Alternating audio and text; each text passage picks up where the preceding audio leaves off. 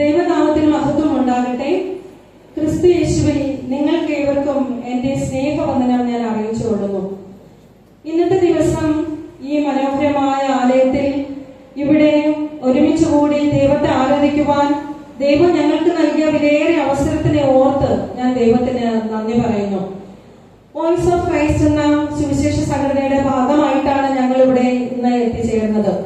ഇന്ന് ഇവിടെ ഇപ്രകാരം ഒരു ഏകദിന കൺവെൻഷൻ ഞങ്ങൾക്ക് ക്രമീകരിക്കുവാനായിട്ട് അവസരം നൽകിയ ഈ സഭയിലെ സഭാ ശുശ്രൂഷകരോടും സഭാ സെക്രട്ടറിയോടും ചർച്ച് കമ്മിറ്റി അംഗങ്ങളോടും മറ്റ് സംഘടനാ ഭാരവാഹികളോടുമുള്ള ഞങ്ങളുടെ നന്ദിയും കടപ്പാടും ഞങ്ങൾ ആദ്യമേ അറിയിച്ചുകൊള്ളുന്നു.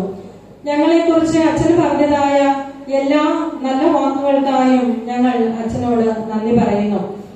അച്ഛൻ പറഞ്ഞതുപോലെ ഞങ്ങളുടെ സഭയിൽ അച്ഛൻ ശുശ്രൂഷയ്ക്കായിട്ട് കടന്നു വന്നിട്ടുണ്ട് കൺവെൻഷന് പ്രസംഗിക്കാനായിട്ട്. അച്ഛന്റെ മുന്നിൽ ഒരു പ്രസംഗമായിട്ട് നിൽക്കുക എന്നുള്ളത് എന്നെ പ്രതിസന്ധിയിലാക്കുന്ന ഒരു കാര്യമാണ്. കാരണം വളരെ ഗൗരവമായി ആധികാരികമായിട്ട് വചനം പഠിപ്പിക്കുവാനായിട്ട് കഴിവുള്ള ഒരു അച്ഛന്റെ ഫ്രണ്ടിലാണ് ഞാൻ ഇങ്ങനെ തിരുവചനവുമായിട്ട് നിൽക്കുന്നത്.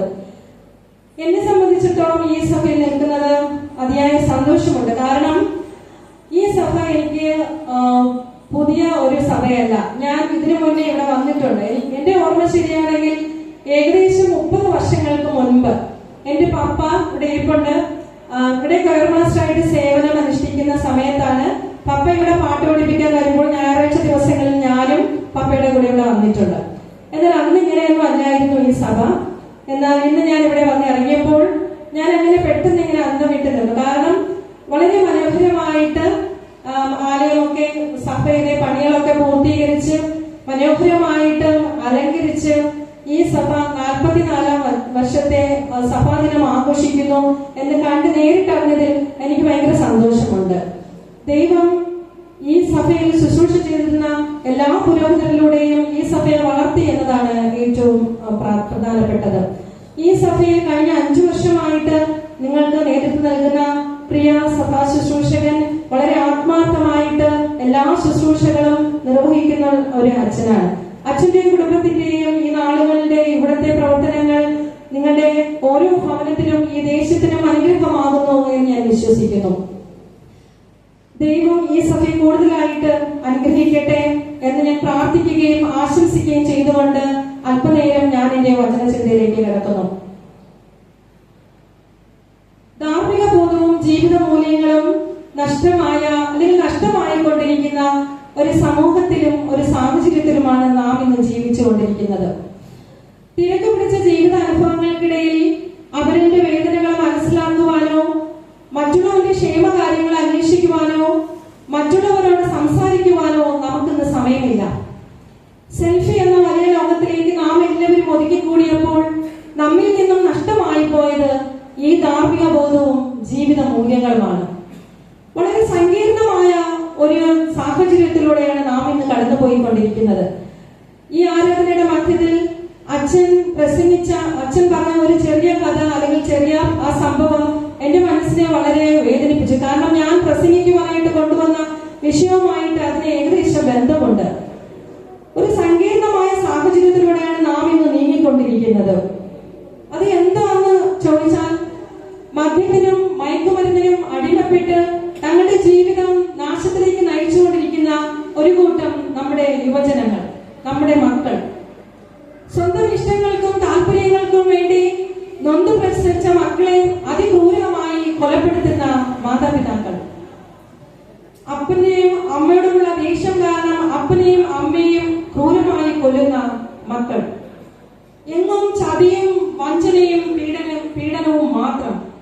ഒരുപക്ഷെ ഇതൊക്കെ പണ്ട് കാലങ്ങളിൽ വളരെ ദൂരെ അല്ലെങ്കിൽ വല്ലപ്പോഴും ഒരിക്കൽ പത്രമാധ്യമങ്ങളിൽ കൂടെ മാത്രമാണ് നാം നോക്കിക്കണ്ടിരുന്നുവെങ്കിൽ ഒരു കാര്യം നാം ഓർക്കണം, ഇന്ന് ഇതൊക്കെ നടക്കുന്നത് നമ്മുടെ ചുറ്റുവട്ടങ്ങളിൽ ആണ്. ഒരു വശത്ത് ദാരിദ്ര്യം, പട്ടിണി, രോഗം, മാറാത്ത രോഗം, ഫലപ്രദമായ കഷ്ടതകളാൽ കഷ്ടപ്പെടുന്ന ഒരു കൂട്ടം ജനം. ഒരു വശത്ത് പലവിധമായിട്ടുള്ള ആർഭാടങ്ങളിൽ മുഴുകി ജീവിക്കുന്ന ജനം, സമ്പത്തിന്റെ ആർഭാടത. എന്നാൽ ഇതിലൊക്കെയും പലവിധമായിട്ടുള്ള ചതിക്കുഴികൾ ഉണ്ട് എന്ന് ആരും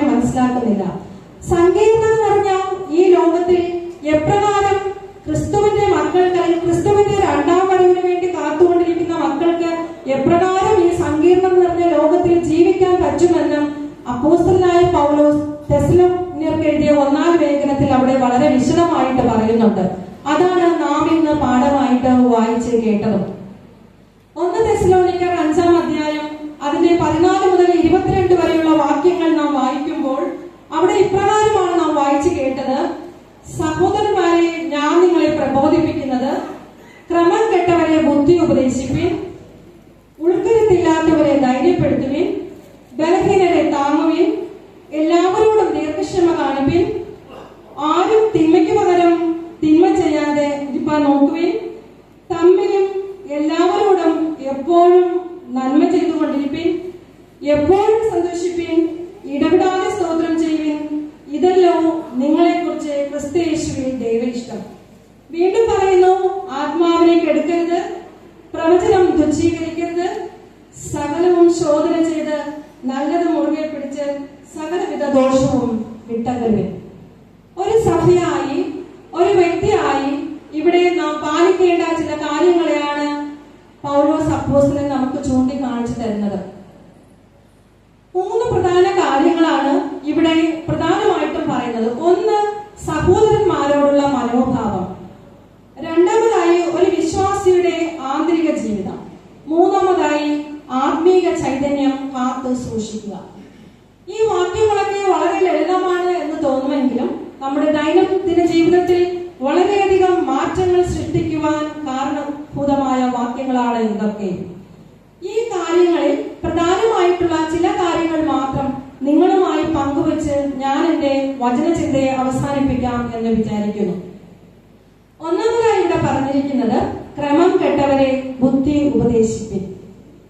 ദൈവഹിതത്തിന് വിരുദ്ധമായി ദൈവത്തിന്റെ ഇഷ്ടമില്ലാത്ത കാര്യങ്ങൾ ചെയ്ത് പലവിധമായ മോഹങ്ങൾക്ക് അടിമപ്പെട്ട് അലക്ഷ്യമായി ജീവിക്കുന്ന, ദൈവത്തിൽ നിന്നും അകന്നു പോകുന്ന മക്കളെ ദൈവസന്നിധിയിലേക്ക് കൊണ്ടുവരുവാനായിട്ട് ദൈവവചനം നമ്മോട് ആഹ്വാനം ചെയ്യുന്നു. ഉൽപ്പത്തി പുസ്തകം നാം വായിക്കുമ്പോൾ അവിടെ ഇപ്രകാരം നമുക്ക് കാണുവാനായിട്ട് സാധിക്കും. യഹോവയായ ദൈവം മനുഷ്യനെ കൂട്ടിക്കൊണ്ടു ചെന്ന് ഏദൻ തോട്ടത്തിലാക്കി അവിടെ അവനെ വേല ചെയ്യുവാനും അവിടെ കാപ്പാനും ആക്കി. 3 കാര്യങ്ങളാണ് നമുക്ക് ഈ ഭാഗത്ത് കാണുവാനായിട്ട് സാധിക്കുന്നത്. ഒന്ന്, ഉത്തരവാദിത്വം. ആ തോട്ടത്തിൽ ജോലി ചെയ്യുവാനും അതിനെ കാക്കുവാനുമായിട്ടുള്ള ഒരു ഉത്തരവാദിത്വം ദൈവം മനുഷ്യന് നൽകി. രണ്ടാമതായിട്ട്, അനുവാദം. തോട്ടത്തിന്റെ നടുവിലുള്ള വൃക്ഷത്തിന്റെ ഫലമൊഴികെ ബാക്കി എല്ലാ ഫലങ്ങളും നിങ്ങൾക്ക് സകലതും ഭക്ഷിക്കാം എന്ന അനുവാദം. മൂന്നാമത്, നിയന്ത്രണം. തോട്ടത്തിന്റെ നടുവിൽ നിൽക്കുന്ന വൃക്ഷത്തിന്റെ ഫലം മാത്രം ഭക്ഷിക്കരുത്. അങ്ങനെ അച്ചടക്ക ബോധവും ഉത്തരവാദിത്വമുള്ള ഒരു ജീവിതമാണ് ദൈവം മനുഷ്യന് ഈ ഭൂമിയിൽ നൽകിയത്. എന്നാൽ മനുഷ്യൻ ദൈവത്തോട് പാപം ചെയ്ത് ദൈവത്തിന്റെ കൽപ്പന ലംഘിച്ചു. ദൈവം അവരെ ആ തോട്ടത്തിൽ നിന്നും പുറത്താക്കി. തോട്ടത്തിൽ നിന്നും പുറത്താക്കപ്പെട്ട അനുഭവം മനുഷ്യന് ഉണ്ടായി. ഇന്ന് നാം നോക്കുമ്പോൾ നമ്മുടെ ചുറ്റുവട്ടങ്ങളിൽ പലവിധമായിട്ടുള്ള കാരണങ്ങളാൽ മാനസികമായിട്ടുള്ള രോഗികളായി ആശുപത്രിയുടെ പല മുറികളിലും മാനസിക രോഗികളായിട്ട് അടയ്ക്കപ്പെട്ട, എങ്ങനെ വസ്ത്രം ധരിക്കണമെന്നോ, എങ്ങനെ മുടി ചീകി ഒതുക്കണമെന്നോ, എങ്ങനെ ഭക്ഷണം കഴിക്കണമെന്നോ, എങ്ങനെ വൃത്തിയായിട്ട് നടക്കണമെന്നോ, എങ്ങനെ സംസാരിക്കണമെന്നോ അറിയാത്ത ഒരു കൂട്ടം നമ്മെ പോലുള്ള മക്കൾ മാനസിക രോഗികളായിട്ട് പല ആശുപത്രികളിലും അല്ലെങ്കിൽ ആശുപത്രി മുറികളിലും അടയ്ക്കപ്പെട്ടിരിക്കുമ്പോഴാണ് ദൈവം സുബോധം നൽകിയ നമ്മുടെ മക്കൾ മുടി നീട്ടി വളർത്തി ചെവിയിലും മൂക്കിലുമൊക്കെ കമ്മലിട്ട് നന്നായിട്ട് കളറൊക്കെ മുടിയൊക്കെ നന്നായിട്ട് കളർ ചെയ്ത് അലക്ഷ്യമായിട്ട് വസ്ത്രം ധരിച്ച് മദ്യത്തിനും മയക്കുമരുന്നിനും അടിമപ്പെട്ട് ഇന്ന് സുബോധം ഇല്ലാത്തവരെ പോലെ നടക്കുന്നത്. ഇവരോടൊക്കെ നാം ചോദിച്ചാൽ ഇവർക്ക് എല്ലാവർക്കും പറയുവാൻ ഒരു കാരണമുണ്ട്. ഞങ്ങളൊക്കെ ന്യൂജനാണ്, നിങ്ങളൊക്കെ പഴഞ്ചന്മാരാണ്, ഞങ്ങൾ ന്യൂജനാണ്. എന്നാൽ ഏത് ന്യൂജനാണെന്ന് പറഞ്ഞാലും ജീവിതം ദൈവത്തിന്റെ ദാനമാണെന്നും അത് അർത്ഥവത്തായിട്ട് ജീവിക്കണമെന്നും നാം നമ്മുടെ മക്കളെ പറഞ്ഞ് മനസ്സിലാക്കിപ്പിക്കേണ്ടതുണ്ട്. ക്രമം കെട്ട ജീവിതം നാശത്തിലേക്ക് നയിക്കും. അത് തോട്ടത്തിൽ നിന്നും പുറത്താക്കപ്പെട്ട അനുഭവത്തിലേക്ക് നമ്മുടെ കുഞ്ഞുങ്ങളെ കൊണ്ടാക്കും. ആയതുകൊണ്ട് മദ്യത്തിനും മയക്കുമരുന്നിനും അടിമപ്പെട്ട് അലക്ഷ്യമായി ജീവിതം നയിക്കുന്ന നമ്മുടെ മക്കളെ നാം കാണുമ്പോൾ അവരെ നാം ഉപദേശിക്കേണ്ടത് ഏറ്റവും അത്യാവശ്യമാണ്. എനിക്കൊരു സംഭവം ഓർമ്മ വരുന്നുണ്ട്. കഴിഞ്ഞ ന്യൂ ഇയറിന്റെ പിറ്റേ ദിവസം ഹോസ്പിറ്റലിൽ കാഷ്വാലിറ്റിയിലോട്ട് കടന്നുപോയപ്പോൾ അവിടെ സ്ട്രക്ചറിൽ ഒരു 21 വയസ്സ് പ്രായമുള്ള ഒരു പയ്യൻ കിടപ്പുണ്ട്. അവന്റെ ചുറ്റും 2-3 പയ്യന്മാരുടെ നിപ്പുണ്ട്. തലമുടിയൊക്കെ ഇങ്ങനെ നീട്ടി വളർത്തി കളറൊക്കെ ചെയ്ത് മൂക്കിൽ കമ്മലിട്ടിട്ടുണ്ട്, ചെവിയിലും കമ്മലിട്ടിട്ടുണ്ട്. അവന്റെ ചുറ്റും ഒരു 3 പയ്യന്മാർ നിപ്പുണ്ട്. സ്ട്രെച്ചറിൽ ഒരു പയ്യൻ കിടപ്പുണ്ട്. വളരെ വേദനയോടുകൂടെ ദൂരെ മാറി നിന്ന് കണ്ണീരിലൊഴുകി കരയുന്ന ഒരു മാതാവിനെയും പിതാവിനെയും കൂടെ എനിക്ക് കാണുവാനായിട്ട് സാധിച്ചു. എന്താണ് സംഭവം എന്ന് അറിയാൻ വേണ്ടി ഞാൻ ആ സ്ട്രെച്ചറിന്റെ അടുത്തോട്ട് പോയപ്പോൾ ആ പയ്യൻ എന്നോട് പറയുകയാണ്, മേഡം എനിക്കൊന്ന് ചരിഞ്ഞു കിടക്കണം, എനിക്കൊന്ന് എണീറ്റിരിക്കണം, ഡോക്ടറിനോട് ഒന്ന് പറയുമോ എന്നെ ഒന്ന് ചരിച്ചു കിടത്താനായിട്ട്. ഞാൻ കുറെ നേരം കൊണ്ട് ഇങ്ങനെ കിടക്കുകയാണ്, എന്നെ ഒന്ന് ചരിച്ചു കിടത്തുവോ, എന്നെ ഒന്ന് എണീപ്പിച്ചിരുത്തുവോ. ഞാൻ എന്താണ് സംഭവം എന്ന് ഡോക്ടറിനോട് അന്വേഷിച്ചപ്പോൾ എനിക്ക് അറിയുവാനായിട്ട് പറ്റിയത്, തലേ ദിവസം ന്യൂ ഇയർ ആഘോഷിക്കാൻ വേണ്ടി കൂട്ടുകാരുമൊത്ത് കറങ്ങി നടന്ന് മദ്യവും മയക്കുമരുന്നും എല്ലാം ഇങ്ങനെ കഴിച്ച് ആസ്വദിച്ച് ന്യൂ ഇയറിന്റെ പരിപാടികളൊക്കെ കഴിഞ്ഞ് വീട്ടിലേക്ക് മടങ്ങി പോകുമ്പോൾ ഇതിന്റെ ലഹരി പിടിച്ച് കണ്ണു കാണാതെ ബൈക്ക് നിയന്ത്രണം വിട്ട് ഏതോ ഒരു ഭിത്തിയിലിടിച്ച് അവൻ ആക്സിഡന്റ് ആയി അവിടെ കിടന്നപ്പോൾ അവന്റെ സ്പൈനൽ കോഡിന് ഇഞ്ചുറി ഉണ്ടായി. അങ്ങനെ അവന്റെ അരക്ക് കീഴ് തളർന്നു പോയി. 21 വർഷം ദൈവം അവന് സുബോധം നൽകി, ആയുസ്സും ആരോഗ്യം നൽകിയപ്പോൾ അവന്റെ സ്വന്തം സുഖം നേടി അവൻ ഓടി. എന്നാൽ ക്രമം കെട്ട ജീവിതം അവനെ നാശത്തിലേക്ക് വഴിതെളിയിച്ചു. ആയതുകൊണ്ട് ഇന്ന് നാം നോക്കുമ്പോൾ നമ്മുടെ ചുറ്റുപാടും നടക്കുന്ന അനേക പ്രശ്നങ്ങൾക്ക് കാരണമെന്ന് പറയുന്നത് ഈ മദ്യവും മയക്കുമരുന്നുമാണ്. കോട്ടയം ഡിസ്ട്രിക്റ്റിലെ ഒരു മാനസികാരോഗ്യ കേന്ദ്രത്തിൽ പരീക്ഷ നടത്തുവാനായിട്ട് ഞാൻ ചെന്നപ്പോൾ അവിടെ ഒരു അഡിക്ഷൻ സെന്ററിനകത്ത് ഞാൻ ചെന്നപ്പോൾ എന്റെ മനസ്സിനെ വേദനിപ്പിച്ച വളരെ വളരെ വിഷമം തോന്നിയ ഒരു കാരണം എന്ന് പറയുന്നത്, അവിടെ 4ാം ക്ലാസ് മുതൽ പഠിക്കുന്ന കുട്ടികൾ അവിടെ അഡ്മിറ്റ് ആയിട്ടുണ്ട്. ചോദിക്കുമ്പോൾ മയക്കുമരുന്നിന്റെ ഉപയോഗം ഒരു 21, 25, 26 വയസ്സുള്ളവർ അവരുടെ അടുത്തൊക്കെ നമ്മൾ ചോദിക്കുമ്പോൾ അവർ പറയുന്നത്, ഞാൻ 5ാം ക്ലാസ് മുതൽ കുടിച്ചു തുടങ്ങിയതാണ്, 5ാം ക്ലാസ് മുതൽ ഉപയോഗിച്ചു തുടങ്ങിയതാണ്. ഒരു പയ്യനെ എനിക്ക് കാണുവാനായിട്ട് ഇടയായി. അവൻ അതിൽ പറഞ്ഞിരിക്കുന്നത്, അവൻ ഈ കാണുന്ന ഇപ്പോഴും ഈ മാർക്കറ്റിൽ അവൈലബിൾ ആയിക്കൊണ്ടിരിക്കുന്ന എല്ലാ മയക്കുമരുന്നും അവൻ ഉപയോഗിക്കുന്നുണ്ട്. അങ്ങനെ ഉപയോഗിച്ച് അവന് ആ മാനസിക അസുഖം വന്നു. അവൻ സൈക്കോസിസ് ആയിട്ട് അവൻ അഡ്മിറ്റ് ആയിരിക്കുകയാണ്. സ്വന്തമായിട്ട് ചിരിക്കുന്നു, സ്വന്തമായിട്ട് തന്നെ വർത്താനം പറയുന്നു. ഒരു മാതാവിനെ എനിക്ക് കൂടെ കാണുവാനായിട്ട് സാധിച്ചു. ആ പയ്യനെ അവർ ബാംഗ്ലൂരിൽ പഠിക്കാൻ വിട്ടതാണ്. അവിടെ പഠിക്കുവാനായിട്ട് കടന്നു ചെന്ന പയ്യനാണ്. വളരെ നല്ല ഭംഗിയുള്ള, കാണാൻ നല്ല സുന്ദരനായിട്ടുള്ള ഒരു യുവാവ്. എന്നാൽ ആ മാതാവ് ഇപ്പോൾ നമുക്ക് കാണുന്നത് സ്വന്തമായിട്ട് സംസാരിച്ച് തന്നെ ചിരിച്ച് ആ ആശുപത്രിയിൽ അങ്ങോട്ടും ഇങ്ങോട്ടും നടക്കുന്ന ഒരു കുട്ടിയെയാണ്. മദ്യവും മയക്കുമരുന്നും വഴിവിട്ട ജീവിതവും നാശത്തിലേക്ക് നയിക്കുമെന്ന് കുഞ്ഞുങ്ങളെ നാം പറഞ്ഞ് മനസ്സിലാക്കി കൊടുക്കണം. രണ്ടാമതായിട്ട് നാം ഇവിടെ നോക്കുകയാണെങ്കിൽ, ഇവിടെ ഉൾക്കരുത്തില്ലാത്തവരെ ധൈര്യപ്പെടുത്തുക, ബലഹീനരെ താങ്ങുക എന്നിവിടെ പറഞ്ഞിട്ടുണ്ട്. നമ്മുടെ സമൂഹത്തിൽ ദുർബലരായിട്ട് അനേക മക്കൾ കഴിയുന്നുണ്ട്. ഒരു നേരത്തെ ആഹാരത്തിന് വഴിയില്ലാതെ, ഒരു നേരം മരുന്ന് വാങ്ങിക്കുവാനായിട്ട് പറ്റാതെ, പല ചൂഷണങ്ങൾക്കും വിധേയമായി സമൂഹത്തിന്റെ അടിത്തട്ടിൽ കഴിയുന്ന അനേക മക്കളുണ്ട്. അവരെ ഒന്ന് ചെന്ന് കാണുവാൻ, അവരെ ഒന്ന് ചേർത്ത് പിടിക്കുവാൻ, അവരെ ഒന്ന് ജീവിതത്തിലേക്ക് കൊണ്ടുവരുവാനായിട്ട് നാം ശ്രമിക്കണം. എല്ലാവരും നമ്മളെ പോലെയല്ല, ബലഹീനരാണ്. അവരെ നാം ചേർത്ത് പിടിക്കണം. നമ്മുടെ വീടുകളിലും മാതാപിതാക്കളുണ്ട്. വാർദ്ധക്യ മാതാപിതാക്കളെ ചേർത്ത് പിടിക്കുവാനായിട്ട് നാം നമ്മുടെ മക്കളെ പറഞ്ഞ് മനസ്സിലാക്കിപ്പിക്കണം. ഒരുപക്ഷെ ഇന്ന് തിരക്ക് പിടിച്ച ജീവിതത്തിനിടയിൽ മാതാപിതാക്കളെ നോക്കുവാനായിട്ട് എനിക്ക് സമയമില്ല, സൗകര്യമില്ല എന്ന് പറഞ്ഞ് ഈ മാതാപിതാക്കളെ കൊണ്ട് വൃദ്ധസദനത്തിലാക്കുന്ന കുഞ്ഞുമക്കൾ ഒരു കാര്യം മറന്നു പോകുന്നു. തങ്ങൾ കുഞ്ഞായിരുന്നപ്പോൾ ഈ മാതാപിതാക്കൾ തങ്ങളുടെ ജീവിതത്തിന് ഈ കുഞ്ഞ് ഭാരമാണ്, ഞങ്ങളുടെ സുഖത്തിനും സന്തോഷത്തിനും ഈ ജോലി തിരക്കിനിടയിലും ഈ കുഞ്ഞിനെ നോക്കാൻ ഞങ്ങൾക്ക് പറ്റത്തില്ല, ഞങ്ങൾക്ക് ഭാരമാണ് എന്ന് പറഞ്ഞ് അന്ന് വലിച്ചെറിഞ്ഞിരുന്നുവെങ്കിൽ ഇന്ന് കാണുന്ന തിരക്ക് പിടിച്ച ജീവിതവും ജീവിത സൗകര്യങ്ങളും ഈ കുഞ്ഞുങ്ങൾക്ക് ഉണ്ടാകില്ല എന്ന്. ഒരു കുഞ്ഞിന് ഒരു മാതാവ് ഉദരത്തിൽ ഗർഭം ധരിച്ച് ആ കുഞ്ഞിന് ഈ ഭൂമുഖത്തിൽ ജന്മം നൽകുന്നത് വരെയും ഒരു മാതാവ് കടന്നു പോകുന്ന അനുഭവങ്ങൾ എത്ര വാക്കുകൾ കൊണ്ടോ ഒരു പുസ്തകത്തിനോ ആർക്കും എക്സ്പ്ലെയിൻ ചെയ്ത് കൊടുക്കാനായിട്ട് പറ്റില്ല.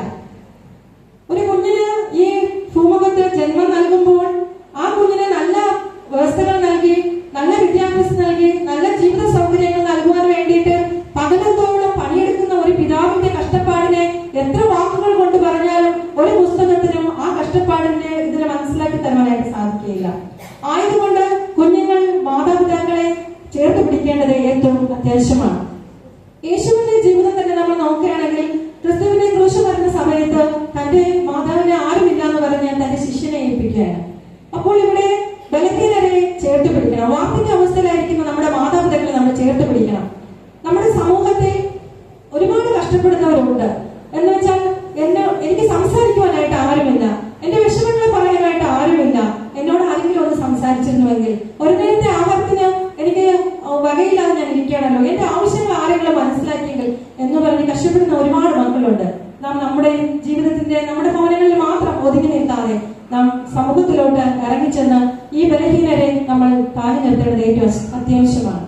യേശു തന്റെ പരസ്യ ശുശ്രൂഷ കാലത്ത് വിശന്നിരിക്കുന്നവർക്ക് ആഹാരം നൽകി, അനാഥകളെ വിധവമാരെല്ലാം സംരക്ഷിച്ചു, രോഗികൾക്ക് സൗഖ്യം നൽകി. ഞങ്ങളുടെ സംഘടനയിൽ ഇവിടെ പറഞ്ഞതുപോലെ ഞങ്ങൾ ചെറിയ ചെറിയ കാര്യങ്ങളെല്ലാം ഞങ്ങളെ കൊണ്ട് പറ്റുന്നത് പോലെ, ഒരുപക്ഷെ ഒരുപാടൊന്നും ഞങ്ങൾക്ക് ചെയ്യുവാനായിട്ട് സാധിക്കുന്നില്ല, ചെറിയ ചെറിയ കാര്യങ്ങളൊക്കെ ഞങ്ങൾക്ക് അത് ചെയ്യുവാനായിട്ട് സാധിക്കുന്നു. കഴിഞ്ഞ ക്രിസ്മസിനും ഞങ്ങളുടെ ഒരു 10 ഭവനങ്ങളിൽ ഞങ്ങൾക്ക് ഒരു മാസത്തെ ആവശ്യത്തിനുള്ള സാധനങ്ങളൊക്കെ കൊണ്ടുചെന്ന് കൊടുക്കുവാനായിട്ട് ഞങ്ങളുടെ സംഘടനയ്ക്ക് കഴിഞ്ഞു. ഞങ്ങളുടെ കൂടെ ഞങ്ങളുടെ കുഞ്ഞു മക്കളൊക്കെ ഞങ്ങൾ കടന്നു വന്നിട്ടുണ്ട്. എന്തുകൊണ്ടാണ് ഞങ്ങൾ ഇവരെയൊക്കെ കൂടെ കൊണ്ട് നടക്കുന്നതെന്ന് ചോദിച്ചാൽ, അച്ഛൻ പറഞ്ഞതുപോലെ സ്വമേധ സുവിശേഷ സംഘങ്ങളൊക്കെ ഇപ്പോൾ അങ്ങനെ തീർന്നു വരികയാണ്. ഞങ്ങളുടെ തലമുറയ്ക്ക് എന്തെങ്കിലും ഒന്ന് ഞങ്ങൾക്ക് കരുതി കൊടുക്കണം. അവർ വലുതാവുമ്പോൾ ഈ സംഘടനകൾ ഏറ്റെടുത്ത് നടത്തുവാൻ വേണ്ടിയിട്ടാണ് ഇവരെയും കൂടെ ഞങ്ങൾ കൊണ്ടുപോകുന്നത്. സമൂഹത്തിൽ നടക്കുന്ന കാര്യങ്ങൾ ഇവരൊക്കെ മനസ്സിലാക്കണം. ആ ഭവനങ്ങളിലൊക്കെ സഹായമായി ചെയ്യുന്നപ്പോൾ ഈ കുഞ്ഞുങ്ങളെയൊക്കെ കൊണ്ടാണ് എല്ലാവരും പോയത്. അപ്പൊ തിരിച്ചു വന്നിട്ട് എന്റെ മോൻ എന്നോട് പറയുന്നുണ്ടായിരുന്നു, മമ്മി ആ വീട്ടിലെ അവസ്ഥകളൊക്കെ ഒന്ന് കാണണം. എല്ലാവരുടെയും കണ്ണിൽ നിന്നും കണ്ണീരൊഴുകുന്നുണ്ടായിരുന്നു. ആവശ്യത്തിലിരിക്കുന്നവരെ ചെന്ന് കാണുവാനും അവർക്ക് വേണ്ടി സഹായങ്ങൾ ചെയ്യുവാനും ദൈവം നമ്മോട് ആഹ്വാനം ചെയ്യുന്നു. മൂന്നാമതായിട്ട് ദീർഘക്ഷമ. എല്ലാവരോടും ക്ഷമിക്കുവാനായിട്ടാണ് ദൈവവചനം നമ്മോട് പറയുന്നത്. ഈ ക്ഷമയുടെ പരിണിത ഫലം എന്ന് പറയുന്നത് വലിയൊരു വിജയമാണ്. എന്നാൽ ഇന്ന് ആർക്കും ക്ഷമിക്കുവാനായിട്ടുള്ള മനസ്സില്ല. അത് ഞാനെന്ന ഭാവമാണ്. ഞാൻ എന്തിനു ക്ഷമിക്കണം എന്നുള്ള ഞാനെന്ന ഭാവമാണ് ആർക്കും ക്ഷമിക്കുവാനായിട്ട് പറ്റാതെ ഇരിക്കുന്നത്. എന്നാൽ യേശുവിനോട് ഞാൻ എത്ര വട്ടം ക്ഷമിക്കണമെന്ന് ചോദിച്ചപ്പോൾ നീ വീണ്ടും വീണ്ടും ക്ഷമിക്കാനാണ്, 70 വട്ടം, അതായത് വീണ്ടും വീണ്ടും ക്ഷമിക്കാനാണ് യേശുവിടെ പറയുന്നത്. യേശുവിന്റെ ജീവിതം തന്നെ ഒരു ക്ഷമയുടെ പാഠമാണ്. ഇന്ന് നമ്മുടെ ഭവനങ്ങളിൽ സമാധാനമില്ലാത്തതും സന്തോഷമില്ലാത്തതിന്റെ കാരണമൊക്കെ ഒന്ന് ക്ഷമിക്കുവാനായിട്ടുള്ള മനസ്സില്ലാത്തതാണ്. ഒന്ന് ക്ഷമിച്ചാൽ തീരാവുന്ന പ്രശ്നങ്ങൾ മാത്രമേ ഉള്ളൂ പല ജീവിതങ്ങളിലും ബന്ധങ്ങളിലെ പ്രശ്നങ്ങൾ അവസാനിക്കാൻ വേണ്ടിയിട്ട്. ഇന്ന് മനസ്സിൽ വിദ്വേഷവും എല്ലാം വിരോധവും സമ്പാദിച്ചു വെച്ച് ഇന്ന് മിണ്ടണ്ട, നാളെ മിണ്ടാം, നാളെ 2 ദിവസം കഴിഞ്ഞ് മിണ്ടാം, 2 ദിവസം കൂടെ കഴിയട്ടെ എന്ന് പറഞ്ഞാണ് നമ്മൾ ഇരിക്കുന്നുവെങ്കിൽ നാം ഒരു കാര്യം ഓർക്കണം, ഈ ജീവിതം എന്ന് പറയുന്നത് എപ്പോ വേണമെങ്കിലും അവസാനിക്കാം. ക്ഷണികമാണ് ഈ ജീവിതം. ആയതുകൊണ്ട് മനസ്സിലെ വിദ്വേഷവും പകയൊക്കെ നാം അറിഞ്ഞ് ക്ഷമിക്കുവാനായിട്ട് നാം പ്രാപ്തരാകണം. ഒരു വീട്ടിനുള്ളിൽ സമാധാനമില്ലാതെ സന്തോഷമില്ലാതെ കഴിയുന്നതിനേക്കാൾ നല്ലതാണ് മനസ്സുറന്ന് സംസാരിച്ച് സമാധാനത്തോടെയും സന്തോഷത്തോടെയും ഇരിക്കുക എന്നുള്ളത്. നാലാമതായി തിന്മയ്ക്ക് പകരം നന്മ ചെയ്യുക. ദൈനംദിന ജീവിതത്തിൽ നേരിടുന്ന ഏറ്റവും വലിയ ഒരു വെല്ലുവിളിയാണ് ഈ തിന്മ എന്ന് പറയുന്നത്, തിന്മയോടുള്ള പ്രതികരണം എന്ന് പറയുന്നത്. നമ്മോട് ഒരു വ്യക്തി തിന്മ ചെയ്യുമ്പോൾ നമുക്ക് തിരിച്ച് തിന്മ ചെയ്യുക എന്നുള്ളത് മനുഷ്യ സഹജമായിട്ടുള്ള ഒരു പ്രവണതയാണ്. എന്നാൽ റോമർ ലേഖനം നാം വായിക്കുമ്പോൾ അവിടെ ശത്രുക്കളോടുള്ള മനോഭാവം എങ്ങനെയായിരിക്കണമെന്ന് അവിടെ പറയുന്നുണ്ട്. നിന്റെ ശത്രുവിന് വിശന്നാൽ അവന് ഭക്ഷിപ്പാൻ കൊടുക്കാം, ദാഹിച്ചാൽ കുടിപ്പാൻ കൊടുക്കാം. ശത്രുക്കൾക്ക് വേണ്ടി പ്രാർത്ഥിക്കുക, നമ്മളെ ഉപദ്രവിക്കുന്നവർക്ക് വേണ്ടി നമ്മൾ പ്രാർത്ഥിക്കുക. യേശുവിന്റെ ക്രൂശീകരണ സമയത്ത് യേശു തന്നെ ഉപദ്രവിച്ചവർക്ക് വേണ്ടി യേശു പ്രാർത്ഥിക്കുകയും അവർക്ക് പരദീസ വാഗ്ദാനം ചെയ്യുകയും ചെയ്യുന്നു. ആ വലിയൊരു നമ്മൾ നന്മ ചെയ്യുകയാണെങ്കിൽ നന്മ മാത്രമാണ് നമുക്ക് തിരിച്ചു വരുന്നത്. തിന്മ ചെയ്യുമ്പോൾ തിന്മ തന്നെ തിരികെ ചെയ്യുമ്പോൾ തിന്മയുടെ ചക്രം ഇങ്ങനെ തുടർന്നുകൊണ്ടേയിരിക്കും. എന്നാൽ നാം നന്മ ചെയ്യുമ്പോൾ അവിടെ ആ തിന്മ അവസാനിക്കുന്നു. യേശു തന്റെ ജീവിതത്തിൽ ശത്രുക്കളെ സ്നേഹിക്കാനായിട്ട് നമ്മോട് പറയുന്നുണ്ട്. അങ്ങനെ യേശു ശത്രുക്കളെ സ്നേഹിക്കുകയും അവർ ഉപദ്രവിക്കുന്നവർക്ക് വേണ്ടി പ്രാർത്ഥിക്കുകയും ചെയ്ത് അവർക്ക് പരദീസ വാഗ്ദാനം ചെയ്തതെങ്കിൽ നമുക്ക് നമ്മോട് തിന്മ പ്രവർത്തിക്കുന്നവർക്കെതിരായി നമുക്ക് നന്മ ചെയ്ത് നമുക്ക് ആ സ്വർഗരാജ്യത്തിന്റെ അവകാശികളായിട്ട് മാറുവാനായിട്ട് സാധിക്കും. അടുത്തതായിട്ട് എപ്പോഴും സന്തോഷിക്കുക. നല്ല സമയത്ത് മാത്രമല്ല നമ്മുടെ പ്രതിസന്ധികളിലും സന്തോഷിക്കുവാനായിട്ടാണ് ദൈവവചനം നമ്മോട് പറയുന്നത്. അപ്പൊ നാം വിചാരിക്കും എങ്ങനെയാണ് ഈ പ്രതിസന്ധികളിൽ നമുക്ക് സന്തോഷിക്കാനായിട്ട് പറ്റുന്നത്? എന്നാൽ ഈ പ്രതിസന്ധികളിൽ സന്തോഷിക്കുക എന്ന് പറയുന്നത് ക്രിസ്തുവിലുള്ള പ്രത്യാശയാണ്. ക്രിസ്തുവിലുള്ള പ്രത്യാശ എന്ന് വെച്ചാൽ ഞാനിപ്പോൾ അഭിമുഖീകരിക്കുന്ന അനുഭവിച്ചു കൊണ്ടിരിക്കുന്ന ഈ പ്രശ്നങ്ങൾക്ക് ഒരു പരിഹാരമുണ്ട്. ഇതിനൊരു ഈ പ്രതിസന്ധി എന്ന് പറയുന്നത് കുറച്ചു സമയത്തേക്ക് മാത്രമേ ഉള്ളൂ.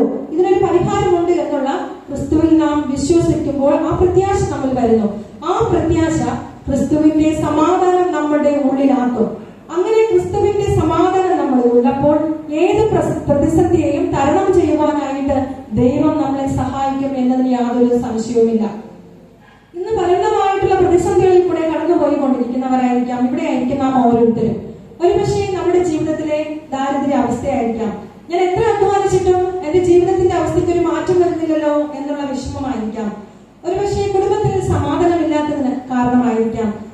ഒരുപക്ഷെ നമ്മുടെ ജീവിതത്തിൽ നാം അനുഭവിക്കുന്ന പലവിധമായിട്ടുള്ള രോഗങ്ങളായിരിക്കാം. എത്ര ആശുപത്രികൾ മാറി മാറി പോയിട്ടും എന്തൊക്കെ മരുന്നുകൾ മാറി മാറി കഴിച്ചിട്ടും എന്റെ വേദനയ്ക്ക് മാറ്റമില്ല, എന്റെ അവസ്ഥയ്ക്ക് ഒരു മാറ്റമില്ലല്ലോ എന്ന് ഓർത്തുകൊണ്ടായിരിക്കാം. എന്നാൽ ഒരു കാര്യം നാം ഓർക്കണം, ഈ പ്രതിസന്ധിയിലും നാം ദൈവത്തെ മുറുകെ പിടിച്ച് മുന്നോട്ട് പോവുകയാണെങ്കിൽ, ഈ പ്രതിസന്ധികളൊക്കെ താൽക്കാലികം മാത്രമാണെന്ന് വിശ്വസിക്കുകയാണെങ്കിൽ ഈ പ്രയാസങ്ങളൊക്കെ നമ്മിൽ നിന്ന് മാറിപ്പോകും. 23-ാം സങ്കീർത്തനം നാം വായിക്കുമ്പോൾ കൂരിരുൾ താടുകളിൽ കൂടി നടന്നാലും ഞാനൊരു അനർത്ഥവും ഭയപ്പെടുകയില്ല എന്ന് അവിടെ നാം വായിക്കുന്നു. എന്താണ് ഈ കൂരിരുളിന്റെ അനുഭവം എന്ന് പറയുന്നത്? സന്ധ്യയാകുമ്പോൾ ആടുകൾ ഇടയനോട് ചേർന്ന് നടക്കും. അതാണ് കൂരിരുളിന്റെ അനുഭവം, ഇടയനോട് ചേർന്ന് നടക്കുന്ന അവസ്ഥ. നമ്മുടെ ജീവിതത്തിൽ പ്രതിസന്ധികൾ വരുമ്പോൾ ക്രിസ്തുവിനെ മുറുകെ പിടിച്ച് നാം പോവുകയാണെങ്കിൽ ആ പ്രശ്നങ്ങൾക്ക് ഒരു പരിഹാരമുണ്ട് എന്നതിൽ യാതൊരു സംശയവും ഇല്ല. മനോഹരമായിട്ടുള്ള ഒരു ഗാനം നിങ്ങൾക്ക് അറിയാവുന്നതാണ്.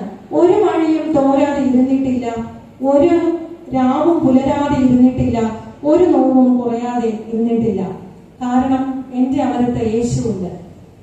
ശരിയല്ലേ? ഏതെങ്കിലും മഴ ഇങ്ങനെ നിൽക്കാതെ പെയ്തിട്ടുണ്ടോ? മഴ പെയ്യുന്നു, അത് മാറുന്നു. ഒരുപക്ഷെ ഒരു ദിവസം പെയ്യുന്നു, അത് മാറുന്നു. ചിലപ്പോൾ 10 ദിവസം കഴിഞ്ഞ് അത് മാറുന്നു. അതിനൊരു ശമനമുണ്ട്. ഒരു നോവും ഇതുവരെയും കുറയാതെ ഇരുന്നിട്ടില്ല. കണ്ടിന്യൂസ് ആയിട്ട് വേദനയിൽ കൂടി കടന്നു പോകുന്ന ആരും തന്നെ ഇല്ല. ചിലപ്പോൾ 2 ദിവസം ഇല്ലെങ്കിൽ ഒരു അരമണിക്കൂർ, അതിനൊരു ശമനമുണ്ട്. ഒരു രാവും പുലരാതെ ഇരുന്നിട്ടില്ല. രാത്രി ഉണ്ടെങ്കിൽ അതിനൊരു പകലുണ്ട്. അതിനെല്ലാം താഴെ ഒരു കാര്യം കൂടെ പറയുന്നുണ്ട്, അമരത്ത് യേശുവുണ്ട്. എന്റെ കൂടെ യേശു ഉണ്ടെങ്കിൽ എന്റെ വേദനകളും ഈ പ്രതിസന്ധികളും എല്ലാം അല്പസമയത്തേക്ക് മാത്രമേ ഉള്ളൂ. യേശുവിനെ മുറുകെ പിടിച്ച് ധൈര്യമായിട്ട് മുന്നോട്ട് ചെന്നാൽ നമ്മുടെ പ്രതിസന്ധികൾക്കൊക്കെ പരിഹാരമുണ്ട് എന്നതിന് യാതൊരു സംശയവുമില്ല. അടുത്തതായിട്ട് ഇടപെടാതെ പ്രാർത്ഥിപ്പിൻ. യേശുവുമായിട്ടുള്ള നിരന്തരമായിട്ടുള്ള ബന്ധം പുലർത്തുക എന്നതാണ് ഇതുകൊണ്ട് ഉദ്ദേശിക്കുന്നത്. നമുക്ക് ഒരിക്കലും എപ്പോഴും മുട്ടിന്മേൽ നിന്ന് പ്രാർത്ഥിക്കുവാനായിട്ട് സാധിക്കില്ല. എന്നാൽ നാം ചെയ്യുന്ന ഓരോ കാര്യങ്ങളും രാവിലെ മുതൽ വൈകുന്നേരം വരെ നാം ഏർപ്പെടുന്ന എല്ലാ പ്രവൃത്തികളെയും ദൈവസന്നിധിയിൽ നാം സമർപ്പിച്ച് ദൈവത്തിനോട് സംസാരിച്ച് ദൈവത്തോട് നാം എല്ലാം സമർപ്പിച്ച് ആ കാര്യങ്ങളെ മുന്നോട്ട് കൊണ്ടുപോകണം. അതാണ് ദൈവവുമായിട്ട് നിരന്തരമായിട്ടുള്ള ബന്ധം പുലർത്തുന്നത്. പലപ്പോഴും നമ്മുടെ പ്രാർത്ഥനകളൊക്കെ ഒരു ചടങ്ങായിട്ട് മാത്രമാണ് നടക്കുന്നത്. നമുക്ക് ഇഷ്ടമുള്ളപ്പോൾ നാം പ്രാർത്ഥിക്കും, ഇഷ്ടമില്ലാത്തപ്പോൾ നാം പ്രാർത്ഥിക്കില്ല. എന്നാൽ ദൈവവുമായിട്ട് നമ്മൾക്ക് ഒരു നിരന്തരമായിട്ടുള്ള ബന്ധമുണ്ടെങ്കിൽ നമ്മുടെ വഴികളൊക്കെ, അടഞ്ഞു കിടക്കുന്ന വഴികളൊക്കെ തുറക്കുമെന്നതിന് യാതൊരു സംശയവുമില്ല. യേശു പ്രാർത്ഥിച്ചായിട്ട് നമുക്ക് കാണാനായിട്ട് സാധിക്കും. യേശു എപ്പോഴും പ്രാർത്ഥിച്ചിരുന്നു. ദൈവം പിതാവുമായിട്ട് നിരന്തരമായിട്ടുള്ള ബന്ധമാണ് അവിടെ പുലർത്തിയിരുന്നത്. യേശു മരുഭൂമിയിൽ പോയി പ്രാർത്ഥിച്ചു, അതിരാവിലെ പ്രാർത്ഥിച്ചു എന്നൊക്കെ നാം വേദപുസ്തകത്തിൽ വായിക്കുന്നുണ്ട്. പ്രതിസന്ധികളെ തരണം ചെയ്യുവാനായിട്ട് ഈ പ്രാർത്ഥന എന്ന് പറയുന്നത് സഹായിക്കും. യേശു സാത്താന്റെ പരീക്ഷണങ്ങളെ അതിജീവിച്ചത് സ്വന്തം ശക്തിയാലല്ല, ദൈവത്തിന്റെ വചനങ്ങൾ കൊണ്ടായിരുന്നു എന്ന വസ്തുത നാം മറന്നു പോകരുത്. ഇന്ന് ജീവിതത്തിൽ ഉണ്ടാകുന്ന നിസ്സാരമായ പ്രതിസന്ധികൾ പോലും തരണം ചെയ്യാതെ പാതി വഴിയിൽ ജീവിതം അവസാനിപ്പിക്കുന്നവരാണ് നമ്മുടെ കുഞ്ഞുമക്കളൊക്കെയും. അങ്ങനെയാണെങ്കിൽ ഇവിടെ ആയിരിക്കുന്ന വാർദ്ധക്യ മാതാപിതാക്കളോട് ചോദിക്കണം, അവരുടെ കുഞ്ഞുകാലത്തിൽ അല്ലെങ്കിൽ അവരുടെ നല്ല പ്രായത്തിൽ അവരനുഭവിച്ചതായിട്ടുള്ള കഷ്ടപ്പാടുകൾ. ചോർന്നൊലിക്കുന്ന വീടുകളിൽ കിടന്നുറങ്ങി നാളത്തെ ദിവസം എന്റെ കുഞ്ഞുങ്ങൾക്ക് എങ്ങനെ ആഹാരം കൊടുക്കുമെന്ന് മനസ്സ് വിഷമിച്ച്, എന്റെ മക്കൾക്ക് ഞാൻ എങ്ങനെ നല്ല വിദ്യാഭ്യാസം നൽകും, എന്റെ മക്കൾക്ക് ഞാൻ എങ്ങനെ കല്യാണം കഴിച്ചു കൊടുക്കും, എനിക്കൊരു നല്ല ഭവനമില്ല, നല്ല ജോലിയില്ല എന്നൊക്കെ പറഞ്ഞ് അവർ ആ സമയത്ത് വിഷമിച്ച് മുട്ടിന്മേൽ നിന്ന് ദൈവത്തോട് പ്രാർത്ഥിച്ചതിന്റെ ഫലമാണ് അവരുടെ തലമുറകളൊക്കെ അനുഗ്രഹിക്കപ്പെട്ട് അവരുടെ അവസ്ഥകളൊക്കെ മാറി ഇന്ന് സന്തോഷത്തോടുകൂടെ ഈ ആരാധനയിൽ പങ്കെടുക്കുവാനായിട്ട് അവർക്ക് സാധിക്കുന്നത്. ഇന്ന് നമ്മുടെ കുഞ്ഞുങ്ങളെ നാം നോക്കുകയാണെങ്കിൽ 4ാം ക്ലാസ്സിലും 5ാം ക്ലാസ്സിലും പഠിക്കുന്ന കുഞ്ഞുങ്ങൾക്ക് മറ്റുള്ളവർക്ക് എന്ത് സ്ട്രെസ്സാണുള്ളത്? ഭക്ഷണം കിട്ടുന്നു, കിടക്കാൻ വീടുണ്ട്, എല്ലാം ഉണ്ട്, എങ്കിലും അവർക്ക് ജീവിക്കുവാനായിട്ട് പറ്റുന്നില്ല. എന്തുകൊണ്ടെന്ന് ചോദിച്ചാൽ ദൈവവുമായിട്ട് നിരന്തരമായിട്ടുള്ള ബന്ധമില്ല, പ്രാർത്ഥനയില്ല, വിശ്വാസമില്ല, പ്രത്യാശയില്ല. പ്രത്യാശയില്ലാത്തത് കാരണം മെയിനായിട്ടുള്ള കാരണം ഇവിടെ ആയിരിക്കുന്ന നമ്മുടെ മാതാപിതാക്കൾ അവരുടെ കഷ്ടപ്പാടിലും അവർ വിശ്വസിച്ചു നാളെ എനിക്ക് നല്ല ഒരു കാലം വരും ആയതുകൊണ്ട് അവർ ദൈവത്തോട് നിലവിളിച്ചു. അവർ ഹൃദയപൂർവ്വത്തോടു കൂടെ പ്രാർത്ഥിച്ചതുകൊണ്ടാണ് അവരുടെ അവസ്ഥകളൊക്കെ മാറി ഇന്ന് ദൈവത്തിനെ സ്തുതിച്ചുകൊണ്ട് ഇവിടെ ആയിരിക്കുവാനായിട്ട് അവർക്ക് പറ്റുന്നത്. പ്രതിസന്ധികളും പ്രയാസങ്ങളും വരുമ്പോൾ ദൈവത്തോട് നിരന്തരമായിട്ട് പ്രാർത്ഥിക്കുവാനായിട്ട് നാം പഠിക്കണം. ഹൃദയനുറുക്കത്തോടു കൂടെയുള്ള പ്രാർത്ഥന അതിനൊരു ഫലമുണ്ട് എന്നതിനെ എന്റെ സ്വന്തം ജീവിതം കൊണ്ട് എനിക്ക് നിങ്ങളുടെ മുന്നിൽ ധൈര്യമായിട്ട് പറയുവാനായിട്ട് സാധിക്കും. നിലവിളിച്ച് പ്രാർത്ഥിക്കുക എന്നല്ല, നമ്മുടെ മനസ്സിലുള്ള വേദനയുടെ ആഴം അറിയുന്നത് കർത്താവ് മാത്രമാണ്. ഒരു സ്ഥലത്ത് വെറുതെ ഇരുന്ന് കണ്ണടച്ച് ഹൃദയത്തിലെ ഭാരം എന്താവശ്യമോ ആയിക്കോട്ടെ അത് മറ്റുള്ളവരെ കേൾക്കണമെന്നൊന്നുമില്ല, മനസ്സ് തകർന്ന് അതേ വേദന ദൈവത്തിന്റെ സന്നിധിയിൽ നാം അപേക്ഷിക്കുമ്പോൾ അവിടെ ഒരു അത്ഭുതം പ്രവർത്തിക്കും എന്നതിന് യാതൊരു സംശയവും ഇല്ല. എന്തൊക്കെ പ്രതിസന്ധികൾ വന്നാലും പ്രാർത്ഥനയിലൂടെ മുന്നേറിയാൽ മാത്രമേ നമുക്ക് ആ പ്രതിസന്ധികളൊക്കെ തരണം ചെയ്യുവാനായിട്ട് കഴിയുള്ളൂ. എന്തൊക്കെ പ്രതിസന്ധികളിലൂടെയാണ് നാം കഴിഞ്ഞ കാലങ്ങളിൽ കടന്നുപോയത്? ഓഖി വന്നു, സുനാമി വന്നു, ഈ അടുത്തിടെ നമ്മള് ഭയങ്കര ഭീകരതയോടെ നോക്കിക്കണ്ട കോവിഡ് എന്ന പ്രതിസന്ധി. എന്തൊക്കെ പ്രതിസന്ധികളിലൂടെയാണ് നാം കടന്നുപോയത്? നമുക്കൊന്ന് ചിന്തിച്ചു നോക്കാൻ. ആ സമയമൊക്കെ വളരെ നമ്മുടെ കൂടിവരവുകളൊക്കെ നഷ്ടപ്പെട്ടു, നമ്മുടെ ആരാധന സ്വാതന്ത്ര്യം നഷ്ടപ്പെട്ടു, നമ്മുടെ കുഞ്ഞുങ്ങളുടെ വിദ്യാഭ്യാസം മുടങ്ങി, നമ്മുടെ വരുമാന മാർഗങ്ങളെല്ലാം മുടങ്ങി, നമ്മെ പോലുള്ള സമസൃഷ്ടങ്ങൾ ജീവശ്വാസം കിട്ടാതെ ഈ ഭൂമുഖത്തു നിന്ന് മാറ്റപ്പെട്ടു. ഇനി എങ്ങനെ മുന്നോട്ട് പോകുമെന്ന് എല്ലാവരും ഒരു നിമിഷമെങ്കിലും വിഷമിച്ച് കാണും, ഞാൻ ഉൾപ്പെടെ. കാരണം ആ സമയത്ത് ദൈവത്തോട് പ്രാർത്ഥിക്കാത്തായിട്ട് ആരും കാണത്തില്ല. ദേശം ദൈവത്തെ നോക്കി നിലവിളിച്ചപ്പോൾ ആ കോവിഡ് എന്ന മഹാമാരി നമ്മളെ വിട്ട് മാറിപ്പോയി. എല്ലാ സ്ഥലങ്ങളിലും പ്രാർത്ഥനയുണ്ടായിരുന്നു.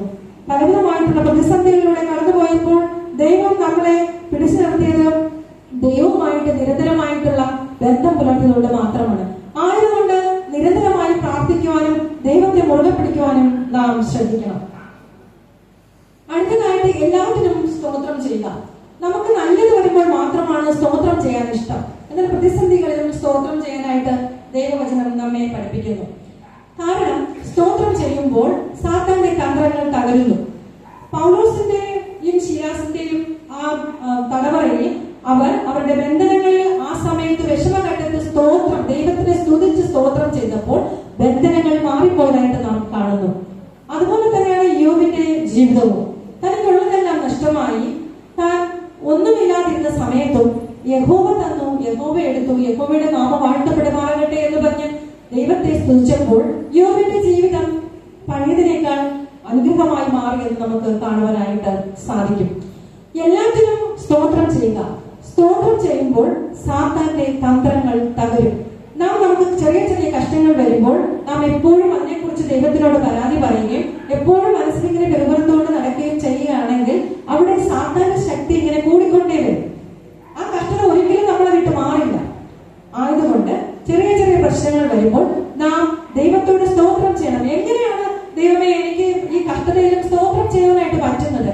നമുക്കിപ്പോൾ ഭയങ്കര പനിയാണ്, ഭയങ്കര ചുമയാണ്, എന്നാൽ ഒരു ഇച്ചിരി പനി കുറയുമ്പോൾ ദൈവമേ എനിക്ക് നൽകിയ സുഖത്തിനായ സ്തോത്രം.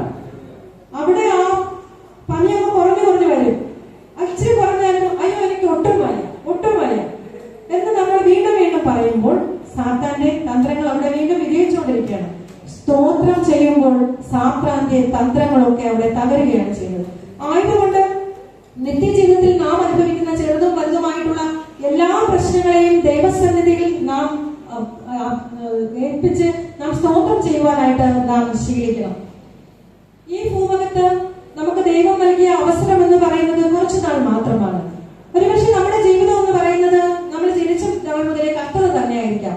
ഇതിൽ ഞാൻ എങ്ങനെയാണ് സ്തോത്രം ചെയ്യേണ്ടത്, എങ്ങനെയാണ് ഞാൻ സന്തോഷിക്കേണ്ടത് എന്ന് പലപ്പോഴും നമുക്ക് തോന്നുമായിരിക്കാം. എനിക്ക് എന്നും കഷ്ടതയാണ്, എന്നും രോഗമാണ്, ഞാൻ എങ്ങനെയാണ് സ്തോത്രം ചെയ്യേണ്ടത്, എങ്ങനെയാണ് ഞാൻ സന്തോഷിക്കേണ്ടത്? എന്നാൽ സ്തുതിക്കുവാനും സ്തോത്രം ചെയ്യുവാനും ഒരുപാട് കാരണങ്ങൾ നമുക്ക് കണ്ടെത്തുവാനായിട്ട് സാധിക്കും. ദൈവം നമുക്ക് നല്ലൊരു ജീവിതം ഇതുവരെയും ഈ ഭൂമുഖത്ത് ജീവിക്കുവാനായിട്ട് ദൈവം നമുക്ക് ആയുസ്സും ആരോഗ്യവും തന്നില്ലേ?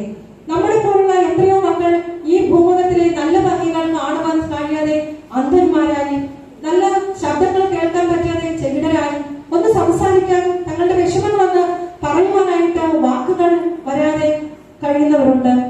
ഒന്ന് എണീറ്റിരിക്കുവാനോ ഒന്ന് സംസാരിക്കുവാനോ ഒന്ന് സ്വന്തമായിട്ട് നടന്ന് അവനവന്റെ ജോലി ചെയ്യുവാനോ കഴിയാതെ മാരകമായ രോഗങ്ങൾ കടിപെട്ട് കഴിയുന്ന എത്രയോ പേരുണ്ട്. അങ്ങനെ നോക്കുമ്പോൾ നമുക്കുണ്ടാകുന്ന ചെറിയ കാലുവേദന, ചെറിയ തലവേദന, ഇതൊക്കെ നിസ്സാരം മാത്രമാണ്. ദൈവമേ, നമുക്ക് നൽകിയ നല്ല അവസരത്തിനായും തന്നിരിക്കുന്ന ഈ കുഞ്ഞു കുഞ്ഞു പ്രയാസങ്ങളെ ഓർത്ത് ദൈവസന്നിധിയിൽ സ്തോത്രം അപേക്ഷിച്ചുകൊണ്ട് നമ്മൾ ഓരോ ദിവസവും മുന്നോട്ട് പോകണമെന്ന് ദൈവവചനം നമ്മെ ഓർമ്മിപ്പിക്കുന്നു. അടുത്തതായി സകലവും ശോധന ചെയ്ത് നല്ലതിനെ മാത്രം നാം മുറുകെ പിടിക്കുക. ഫലകരമായിട്ടുള്ള ഒരു ജീവിതമാണ് ദൈവം നമ്മിൽ നിന്നും ആഗ്രഹിക്കുന്നത്. യേശുവിന്റെ എരിഹോവിലേക്കുള്ള യാത്ര മത്തയിയുടെ സുവിശേഷം നമുക്ക് വായിക്കാനായിട്ട് പറ്റും. യേശുവിന്റെ എരിഹോവിലേക്കുള്ള യാത്ര യേശുവിന് വിശന്നതുകൊണ്ട് യേശു വഴിയരികിൽ നിന്ന ഒരു അത്തിയിൽ ഫലം അന്വേഷിച്ചു. എന്നാൽ ആ അത്തിയിൽ ഫലം ഒന്നും കണ്ടില്ല. ഫലമില്ലാതിരുന്ന അത്തിയെ നോക്കി യേശു ശപിക്കുകയാണ് ചെയ്തത്. യേശു പലപ്പോഴായി സഞ്ചരിച്ച വഴിയാണത്. എന്നാൽ അപ്പോഴൊന്നും യേശു ആ അത്തിയിൽ ഫലം അന്വേഷിച്ച് ചെന്നില്ല. എന്നാൽ യേശു ഫലം അന്വേഷിച്ച് ചെന്നപ്പോൾ ആ അത്തിയിൽ ഫലമില്ലാതിരുന്നത് കൊണ്ട് ആ അത്തിയെ നോക്കി യേശു ശപിക്കുന്നു. അത് വേരോടെ ഉണങ്ങിപ്പോയി എന്ന് നമുക്ക് കാണുവാനായിട്ട് സാധിക്കുന്നു. ദൈവം നമുക്ക് ഈ നാളുകളിൽ ഈ ഭൂമുഖത്ത് നല്ല അവസരങ്ങൾ നൽകി നമുക്ക് ജീവിക്കുവാനായിട്ട് അവസരങ്ങൾ നൽകിയിരിക്കുന്നത് ഫലകരമായിട്ടുള്ള ഒരു ജീവിതം കാഴ്ചവെക്കുവാനായിട്ടാണ്. നല്ല ഫലമാണ് ക്രിസ്തു നമ്മിൽ നിന്നും ആഗ്രഹിക്കുന്നത്. ആയതുകൊണ്ട് ഈ മദ്യത്തിനും മയക്കുമരുന്നിനും അടിമപ്പെട്ട് ഈ സമൂഹത്തിൽ അലക്ഷ്യമായി ജീവിച്ച് ദൈവത്തിന് വിരോധമായി ജീവിക്കുന്ന മക്കളെ ചേർത്ത് പിടിക്കുവാനായിട്ട് നാം ശ്രമിക്കണം. അവർക്ക് നല്ല ഉപദേശങ്ങൾ പറഞ്ഞു കൊടുക്കുവാനായിട്ട് നാം ഒരുങ്ങണം. സമൂഹത്തിൽ നടക്കുന്ന പല സംഭവങ്ങളും രൂപാന്തരത്തിന്റെ അനുഭവങ്ങളായി നമ്മളിൽ മാറണം. നാം വിചാരിക്കും, ഓഖി വന്നിട്ട് പോയല്ലോ, മണ്ണിടിച്ചിൽ വന്നിട്ട് പോയല്ലോ, സുനാമി വന്നിട്ട് പോയല്ലോ, കോവിഡ് വന്നിട്ട് പോയല്ലോ. എന്നാൽ ഈ സംഭവങ്ങളെല്ലാം രൂപാന്തരത്തിന്റെ അനുഭവങ്ങളായിട്ട് നാം മാറ്റണം. എന്തുകൊണ്ട് ദൈവം നമ്മളെ ഇവിടെ ഇങ്ങനെ ശേഷിപ്പിച്ചിരിക്കുന്നു എന്ന് ചോദിച്ചാൽ എന്തൊക്കെയോ നല്ല കാര്യങ്ങൾ ദൈവം നമ്മിൽ നിന്നും പ്രതീക്ഷിക്കുന്നുണ്ട്. നമുക്ക് കഷ്ടതയുണ്ട്, പ്രയാസങ്ങളുണ്ട്, എല്ലാം ഉണ്ട്. എന്നാൽ ദൈവത്തിൽ മുറുകെ പിടിച്ചുകൊണ്ട് ജീവിക്കുവാനായിട്ട് ദൈവവചനം നമ്മോട് ആഹ്വാനം ചെയ്യുന്നത്. ദൈവം നമുക്ക് നല്ല അവസരങ്ങൾ നൽകിയിരിക്കുന്നത് ഫലകരമായിട്ടുള്ള ജീവിതം കാഴ്ചവെക്കാനായിട്ടാണ്. ആയതുകൊണ്ട് ഇന്ന് രാത്രി നമുക്ക് നമ്മെ തന്നെ ഒന്ന് ശോധന ചെയ്തു നോക്കാം. നാം ക്രിസ്തുവിൽ സന്തോഷിക്കുന്നവരാണോ? നമ്മുടെ പ്രതിസന്ധികളിൽ നാം സ്തോത്രം ചെയ്യുന്നവരാണോ? നമ്മുടെ ചുറ്റുപാടുകളിൽ ഉള്ളവരോട് നാം കരുണ കാണിക്കാറുണ്ടോ? അവരെ നമ്മൾ കൈതാങ്ങാറുണ്ടോ? നമുക്ക് മറ്റുള്ളവരെ കരുതുവാനായിട്ട് കഴിയുന്നുണ്ടോ? നമുക്ക് നമ്മെ തന്നെ, നമ്മുടെ ജീവിതങ്ങളെ തന്നെ ഒന്ന് വിചിന്തനം ചെയ്തു നോക്കാം. എത്ര തന്നെ മഹത്തരമായ കാര്യങ്ങൾ ചെയ്താലും സ്വന്തം ജീവിതത്തിൽ സന്തോഷവും സമാധാനവും അനുഭവിക്കാൻ പറ്റിയില്ല എങ്കിൽ ആ ജീവിതം കൊണ്ട് യാതൊരു അർത്ഥവുമില്ല. സ്വന്തം ജീവിതത്തിൽ സന്തോഷവും സമാധാനവും ഉള്ള ഒരു വ്യക്തിക്ക് സമാധാനവും സന്തോഷവുമുള്ള ഒരു കുടുംബജീവിതം നൽകാനും ഒരു നല്ല സമൂഹത്തെ വാർത്തെടുക്കുവാനായിട്ട് സാധിക്കും. ആയതുകൊണ്ട് ഈ മാറ്റം എന്ന് പറയുന്നത് സ്വന്തം ജീവിതത്തിൽ നിന്നാണ് തുടങ്ങേണ്ടത്. നമ്മുടെ കുഞ്ഞു കുഞ്ഞു പ്രശ്നങ്ങളെ പരസ്പരം ക്ഷമിക്കുവാനായിട്ട് നമുക്ക് ഒരുങ്ങാം. നമ്മുടെ മനസ്സിലുള്ള കുഞ്ഞു കുഞ്ഞു വേദനകൾ, കുഞ്ഞു കുഞ്ഞു വിദ്വേഷങ്ങൾ, പിണക്കങ്ങൾ, പക, ഇതൊക്കെ നമ്മളെ വെടിയുവാനായിട്ട് ശ്രമിക്കണം. നാം ക്ഷമിക്കുന്നതിലൂടെ നാം സ്വന്തമാക്കാൻ പോകുന്നത് നല്ല സമാധാനമായിട്ടുള്ള ഒരു ജീവിതമാണ്. പലപ്പോഴും ജീവിതത്തിന്റെ തകർച്ചയിലൂടെ നാം കടന്നു പോകുന്നതിന് കാരണം എന്ന് പറയുന്നത് ദൈവവുമായിട്ട് നിരന്തരമായിട്ടുള്ള ബന്ധമില്ലാത്തതിന് കാരണമാണ്. നാം എപ്പോഴും ദൈവസന്നിധിയിൽ നിലവിളിക്കുവാനും ദൈവത്തോട് നിരന്തരമായിട്ടുള്ള ബന്ധം പുലർത്തുവാനായിട്ടും നാം എപ്പോഴും ഒരുങ്ങണം. എത്ര നാൾ ജീവിച്ചു എന്നതിലല്ല, എങ്ങനെ ജീവിച്ചു എന്നതിലാണ് കാര്യം. ജീവിക്കുമ്പോൾ സന്തോഷത്തോടും സമാധാനത്തോടും ജീവിക്കണം.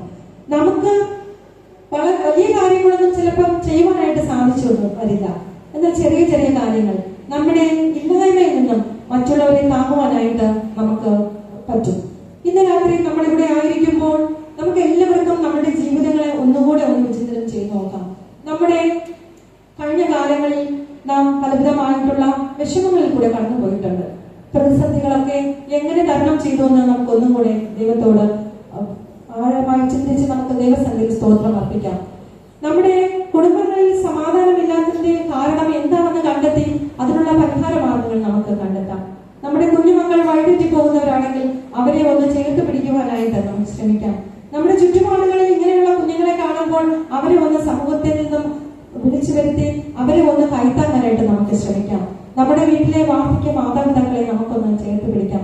അങ്ങനെ നമ്മൾ ചെറുതും വലുതുമായിട്ടുള്ള കാര്യങ്ങളൊക്കെ ചെയ്യുമ്പോൾ നമ്മുടെ ജീവിതത്തിൽ സന്തോഷവും സമാധാനവും സുഖവും അനുഭവിക്കുവാനും ദൈവത്തിന് ഇഷ്ടമുള്ള ജീവിതം കാഴ്ചവെച്ച് നല്ലതായിട്ട് ജീവിക്കുവാനും ആ സ്വർഗരാജ്യം കരസ്ഥമാക്കുവാനായിട്ടും നമുക്ക് സാധിക്കും. ആയതുകൊണ്ട് ദൈവം ദാനമായി നൽകിയ ഈ ജീവിതത്തിൽ ദൈവത്തിൽ നിന്നും അകന്നു പോകുന്നവരെ നമുക്കൊന്ന് ചേർത്ത് പിടിക്കാം. ക്രമം കെട്ടവരെ ബുദ്ധി ഉപദേശിക്കാം. ബലഹീനരെ നമുക്കൊന്ന് ചേർത്ത് പിടിക്കാം. എല്ലാം ക്ഷമിക്കുവാനായിട്ട് നമുക്ക് ശീലിക്കാം. ചെറുതും വലുതുമായിട്ടുള്ള എല്ലാ പടക്കങ്ങളെയും നമുക്ക് മറക്കാം. നമ്മുടെ കഷ്ടതയും ദൈവത്തെ നമുക്ക് സ്തുതിച്ചുകൊണ്ട് നമുക്ക് ഈ ജീവിതത്തെ മുന്നോട്ട് കൊണ്ടുപോകാനായിട്ട് സാധിക്കും. ഫലകരമായിട്ടുള്ള ഒരു ജീവിതമാണ് ദൈവം നമ്മിൽ നിന്നും ആഗ്രഹിക്കുന്നത്. അപ്രകാരം ഫലകരമായിട്ടുള്ള ഒരു ജീവിതം നയിക്കുവാൻ ഈ വചനചിന്ത എല്ലാവരും സഹായിക്കുമാറാകട്ടെ എന്ന് ഞാൻ പ്രാർത്ഥിക്കുകയും ആശംസിക്കുകയും ചെയ്തുകൊണ്ട് എന്റെ പ്രസംഗം ഞാൻ ഇവിടെ അവസാനിപ്പിക്കുന്നു. ദൈവം നമ്മെ ഏവരെയും സമൃദ്ധിയെ അനുഗ്രഹിക്കുമാറാകട്ടെ. ആമേൻ.